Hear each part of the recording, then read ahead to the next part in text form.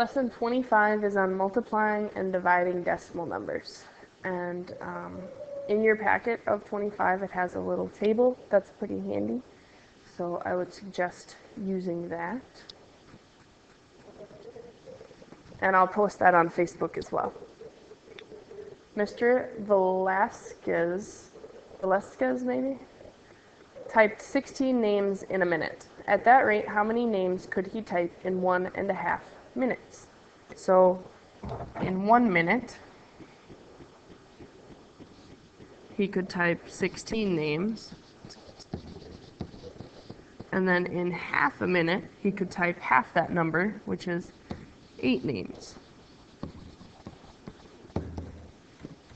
So 16 names plus 8 names equals 24 names.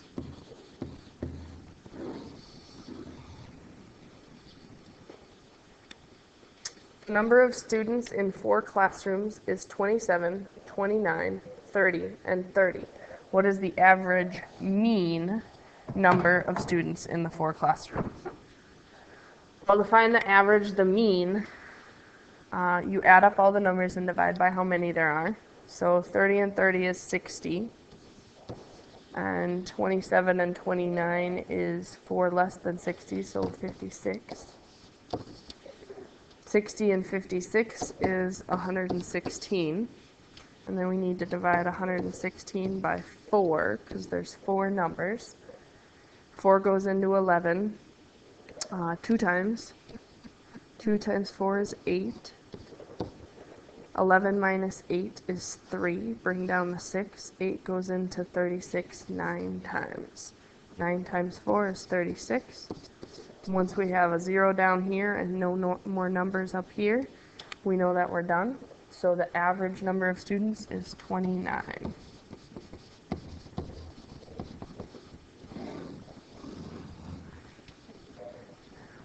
Al Order won the gold medal in the discus 4 consecutive Olympics, establishing a new Olympic record each time.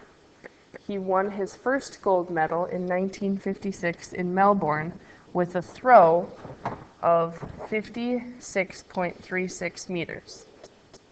He won his 4th gold medal in Mexico City in 1968, throwing 64.78 meters. His 1968 winning mark was how much farther than his 1956 mark?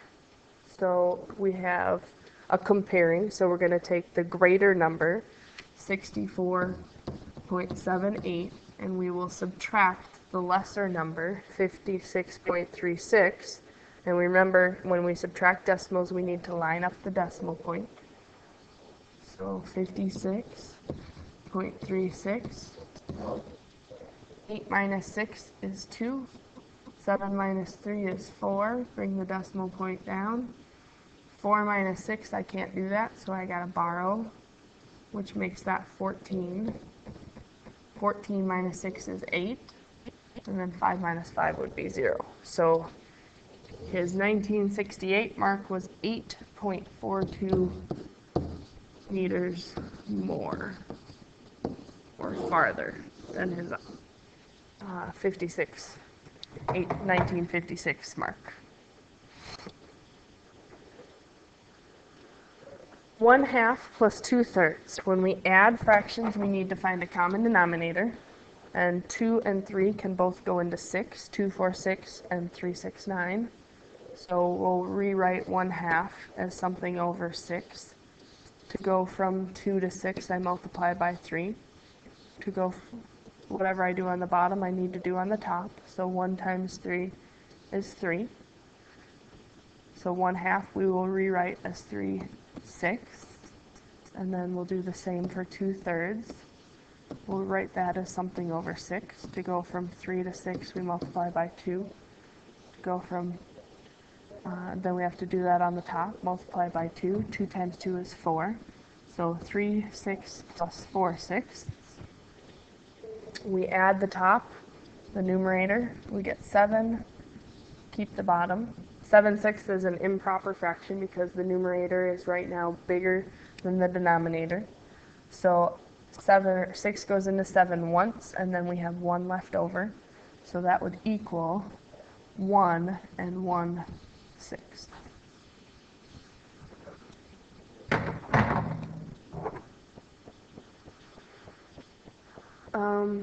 1/2 times 2/3 is a lot easier than adding fractions because you can multiply straight across. And there's two ways to do this. We can simplify ahead of time or simplify afterwards. When I see that 2's are diagonal here, I can automatically simplify those right away and divide each of them by 2, and I get 1.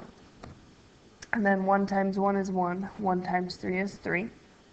So my answer here would be 1/3. You could also wait until the end to simplify, and you would do 2 times 1 is 2, 2 times 3 is 6, and then you would divide top and bottom by 2 because 2 and 6 both have factors of 2, and you would end up with 1/3. Whichever way makes most sense to you, figure it out and stick with it. And then 1/2 divided by 2/3. When we divide by a fraction, we multiply by its reciprocal, which means flip the second fraction over. 1 times 3 is 3. 2 times 2 is 4.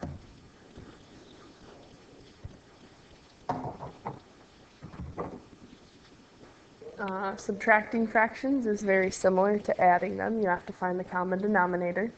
And we already did all the work for that in problem number 4. 2/3 we found was 4/6. So we have 4/6. And 1/2 we found was 3/6 minus, 3/6. 4/6 minus 3/6. Well, 4 minus 3 is 1, and we keep the 6. So it's 1/6. Number 8, we are practicing what this section is all about, multiplying decimals. And the way that you multiply a decimal is you pretend like it's not a decimal. So we're going to pretend like this says 9 times 11. And 9 times 11, the 11's trick works through 9. 9 is 99. And the decimal point for that would be right here.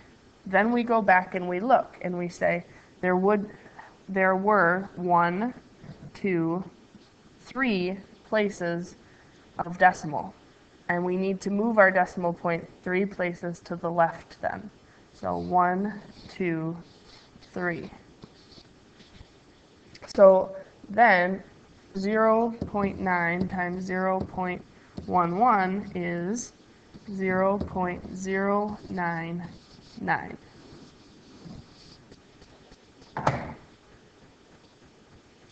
In number 9, we are multiplying a decimal again because 3.1 squared means 3.1 times 3.1.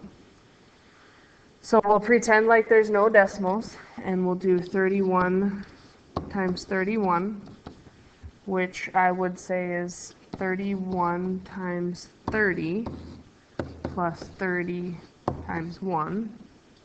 Oops, 31 times 1, excuse me. So then 31 times 30 would be, let's see here, 930. Because 31 times 3 would be 93 with a 0. And then 31 times 1 is 31. So 930 plus 31 is 961. And that comes from the distributive property. I can say that this 31 is the same thing as 30 times, or plus 1. 30 plus 1 equals 31. And then you just distribute that 31 through. So 961 without the decimal points, but then we have 2 decimal points. So we have to have 2 decimal points in the actual answer. So this is equal to 9.61.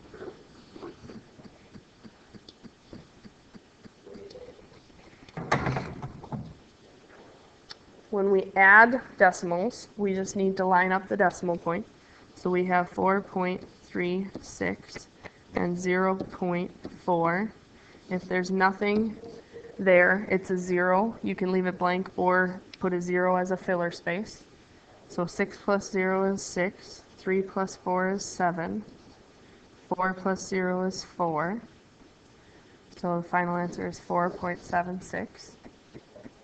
Same thing when you subtract decimals. You line up the decimal point.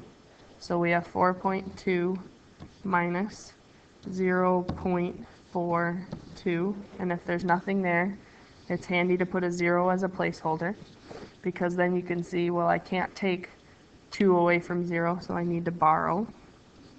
10 minus 2 is 8. Borrow from the 4 to make the 1 and 11, so that I can do 11 minus 4 is 7. Bring down the decimal point. And then 3 minus 0 is 3. So 3.78 is our final answer for that one. Then we're going to divide with decimals. And in this case, we're dividing by a whole number, which is a little bit easier. The only thing that you do differently from dividing whole numbers when you have a decimal under the division bar is you bring the decimal point up above.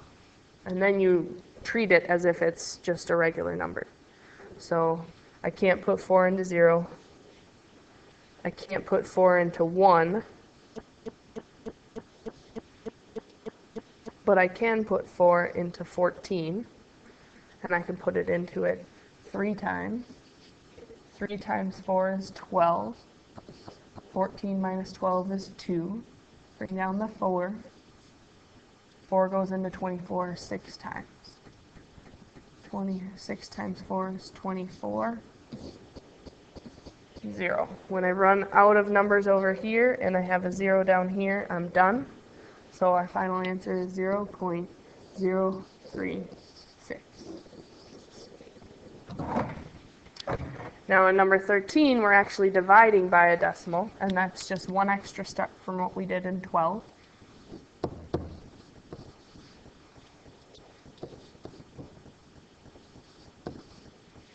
And we don't want to have to divide by a decimal. So what we do is we move this decimal point one place over here, and if we do that, we need to move this decimal point one point over here. So our new problem becomes 4 on the outside of the divisor, and then 43.6 on the inside. And again, you put the decimal point up above and you treat it like there's no decimal point after that. So 4 goes into 4 once. 1 times 4 is 4. 4 minus 4 is 0. Bring the 3 down. 4 can't go into 13, so we put a 0, or 3, so we put a 0 up there. So we bring down the 6. 4 goes into 36 9 times. 9 times 4 is 36. 36 minus 36 is 0. So our answer over here is 10.9.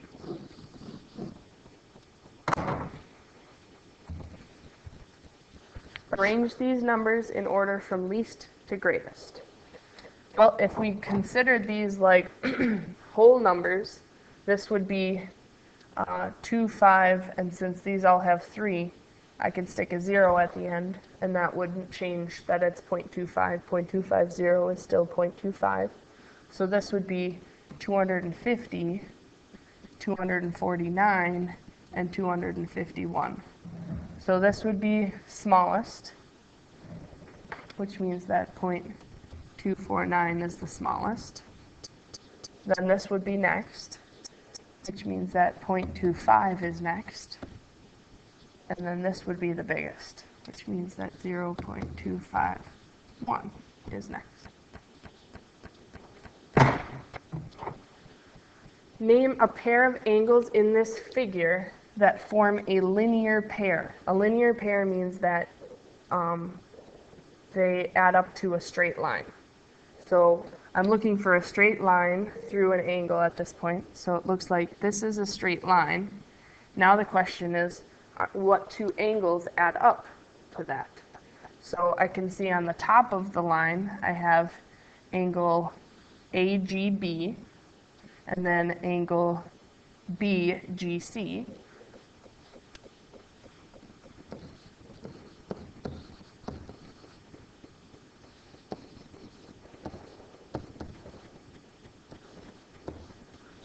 And then on the bottom of the line would be another one, angle AGD and angle DGC.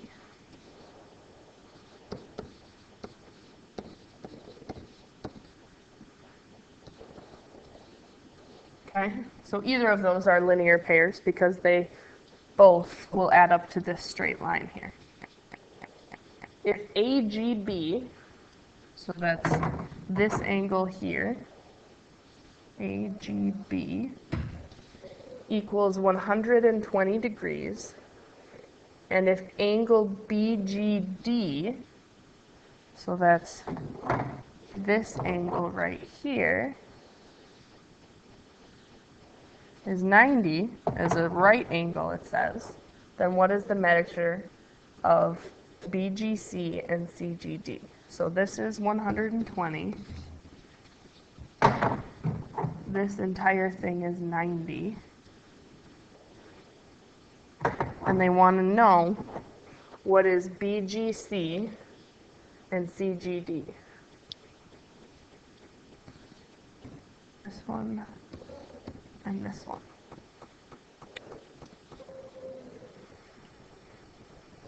So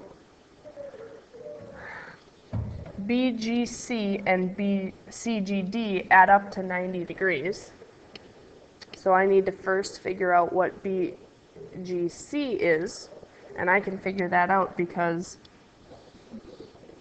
when I add it to 120, it has to equal 180 because this angle here and this angle here are a linear pair. We wrote that up here.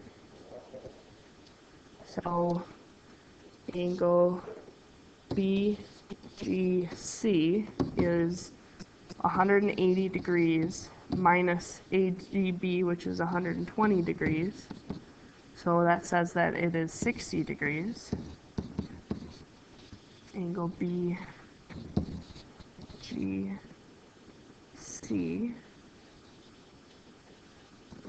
Okay, and then once I know that, I can fill it in. So this is 60 degrees.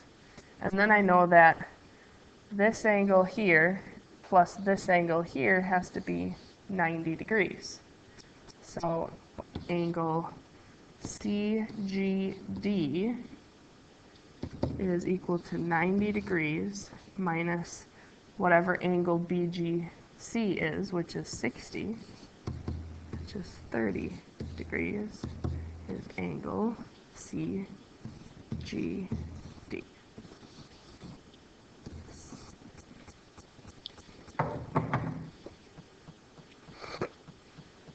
Find the area and perimeter of a rectangle with vertices at -7, -1. So -7 means go to the left 7 spots. And then -1 means go down 1. -7, -10. So that's to the left 7 and down 10. +2, -10 means to the right 2, down 10. And then 2, -1 is to the right 2, down 1.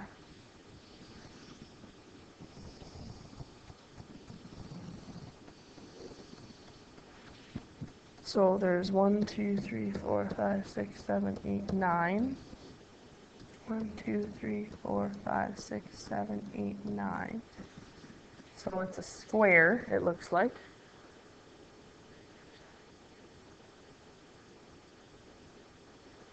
And it's 9 by 9, so we need the perimeter, which is 9 plus 9 plus 9 plus 9, or 4 times 9, which is 36. And when we have units on a graph and we don't know what they are, we just write the word units. And then for area, it's length times width. So 9 times 9 is 81, and again, units, and since it's area, squared.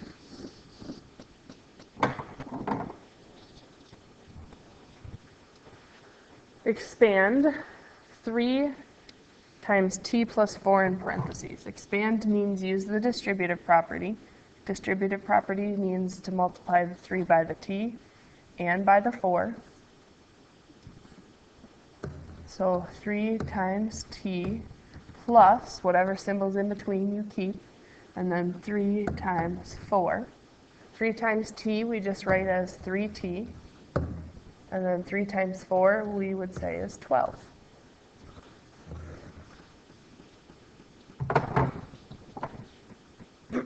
Factor means to try and put it back into the form that they showed us here. So it's like we're starting over here and trying to get back to the form with the parentheses. So we have to look at what are factors of 10 and factors of 15, then what do they have in common? Well, I know that they both have a factor of 5, so I can rewrite the 10 as 5 times 2 times x, and then I could rewrite the 15 as 5 times 3, and I haven't changed anything because this is still 10x and this is still 15. I still have a minus sign in between. But now what I'm going to do is take these 5s and I'm going to pull them out like this 3 was up here. So I'm going to have 5 and then parentheses, whatever's left over. So 2x minus, and then this 3. And we can check that by doing the distributive property forward still. So this would be 5 times 2x minus 5 times 3. 5 times 2x is 10x, minus 5 times 3 is 15. And that's what we started with. Simplify and compare. Absolute value of 11 minus 7. Well, 11 minus 7 is positive 4. And the absolute value of that is 4. 7 minus 11 is negative 4. And the absolute value of that is 4. So 4 and 4 are equal. The square root of 121. 121 is a perfect square. It's one that you should know. And it is 11 times 11. So it is 11. The cubed root of 1,000 asks the question, what number times itself 3 times gives me 1,000? Well, I have 10 times 10 times 10. There's 3 zeros there. So that means that's 1,000. So this would be 10. So 10 is greater than, or 11 is greater than 10. Find the two values that make this statement true. Absolute value is 7, so what two numbers are 7 away from 0? So z could be negative 7 or 7. Write this expression in exponential form. So I have 2 k's being multiplied together, so that becomes k squared. I have 3 u's being multiplied together, so that becomes u cubed. And I have 4 r's being multiplied together, so that's r to the 4th, and then t is just by itself. I could say t to the 1st, but that's not something that we write. It's just implied.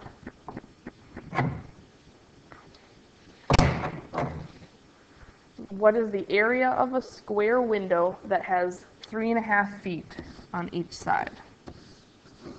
So 3.5 and 3.5. There's 2 ways you can do this. You can do it as fractions or as a decimal.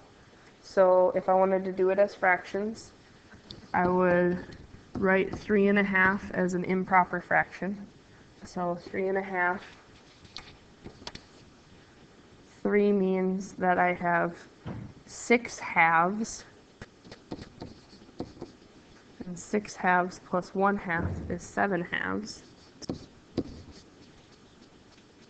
So then I would take 7 halves times 7 halves, to find the area. 7 times 7 is 49. 2 times 2 is 4. How many times does 4 go into 49? Well, it'll go in 12 times, and then it'll have one more extra, because 4 times 12 is 48. So 12 and 1/4 feet, and then area would be squared.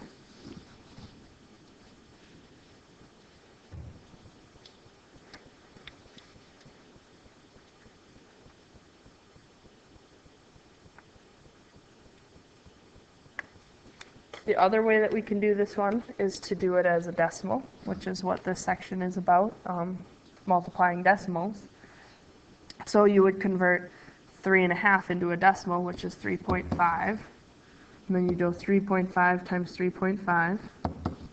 And when we multiply decimals, we ignore that there's decimals to begin with.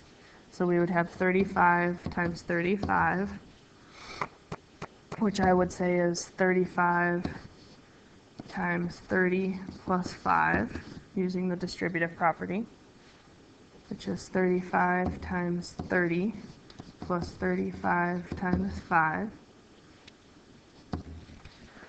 35 times 30 is 90, and another 15 is 105.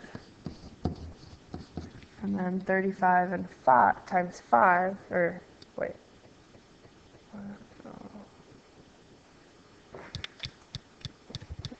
is 1050.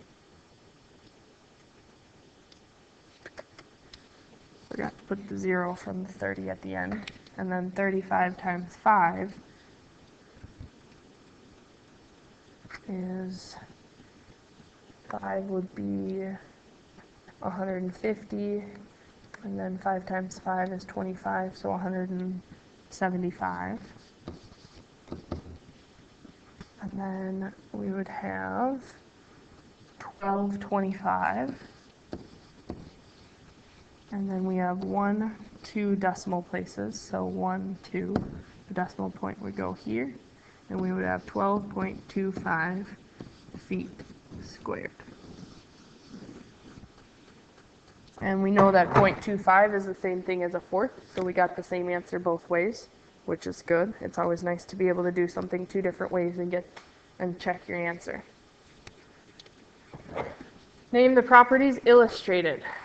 So right now what they're doing is they're shifting the parentheses, and that is the associative property of addition, which says that the way that you group things when you're adding does not matter.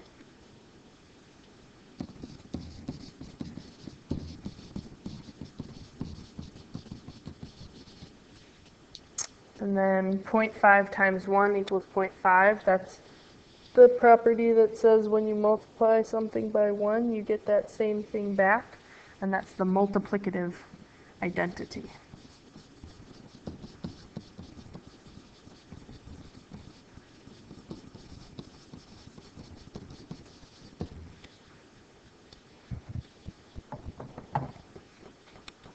Number 23 says find the perimeter and area of this triangle, and they only give us the 2 legs of the triangle. They don't give us the hypotenuse. We have to use the Pythagorean theorem.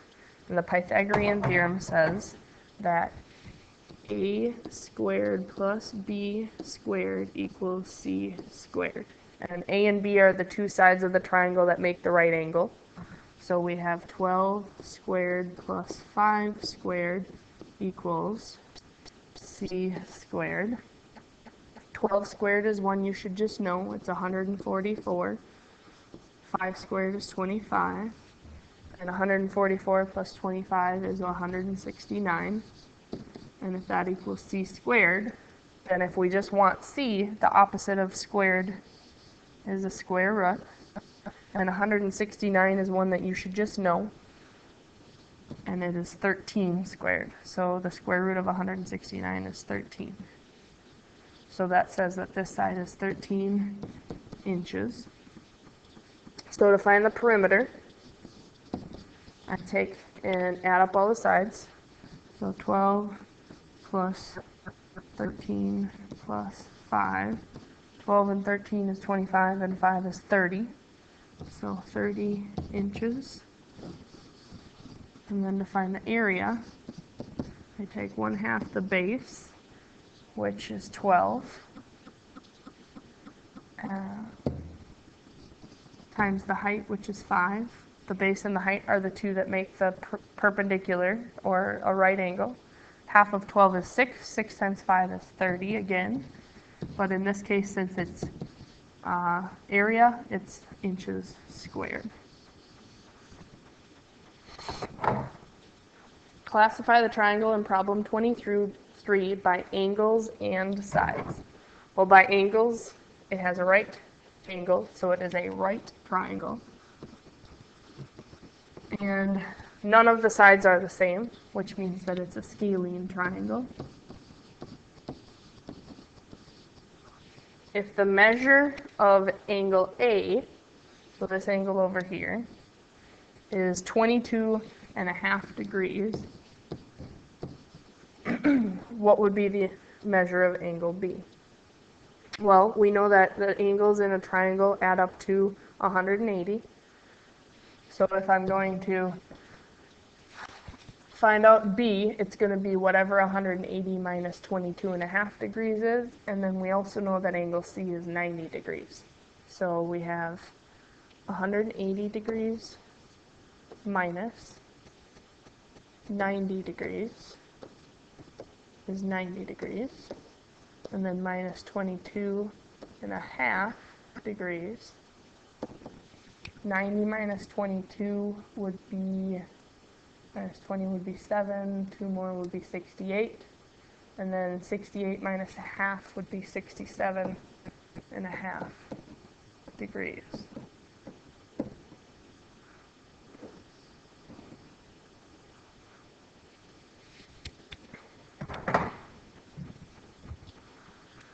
For problems 25 through 28, it says solve by inspection. So 70 equals 2 times r plus 10. So this number here plus 10 has to be 70. So this number here has to be 60. And so 2r has to be 60. 2 times the number equals 60. Well, 2 times 30 would be 60.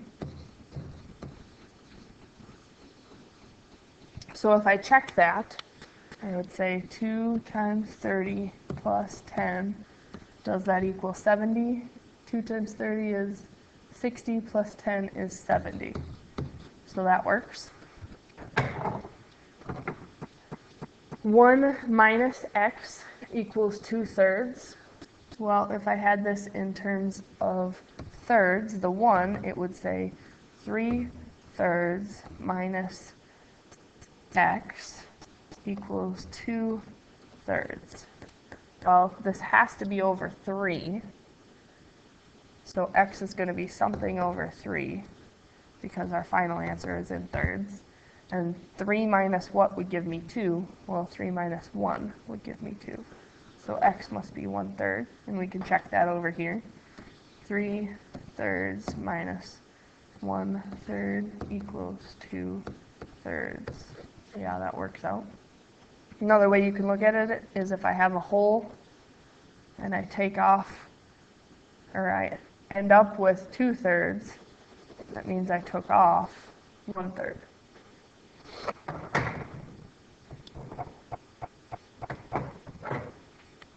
One-fourth times p equals 1/8. Well, if I'm multiplying and the top number didn't change, that means that the top number needs to be a 1. So I have 1/4 times 1 over something equals 1/8. Well, to go from 4 to 8 by multiplying, I must have multiplied by 2. So p equals 2. Or, excuse me, 1/2. What am I saying? So this is 1/4. P equals 1/2. And we check that. 1 times 1 is 1. 4 times 2 is 1, or 8. And then 100 divided by something is equal to 1/2. So whatever m is, it has to be twice what 100 is. So I'm going to say that m is 200. So then 100 over 200, is that 1/2? Well, if I get rid of the zeros, I just end up with a half. So that works. Evaluate, which means find the answer. So find 1/2 base times the height. The base is 3 times the height is 6.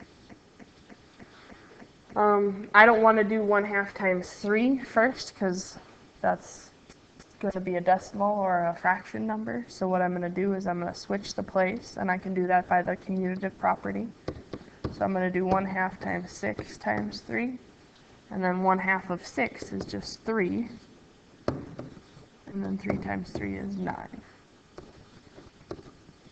So I can do this by the commutative property, which says order when you're multiplying does not matter.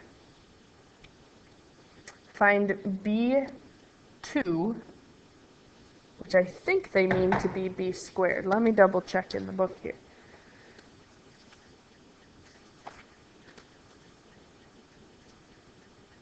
Yeah, it should say B squared.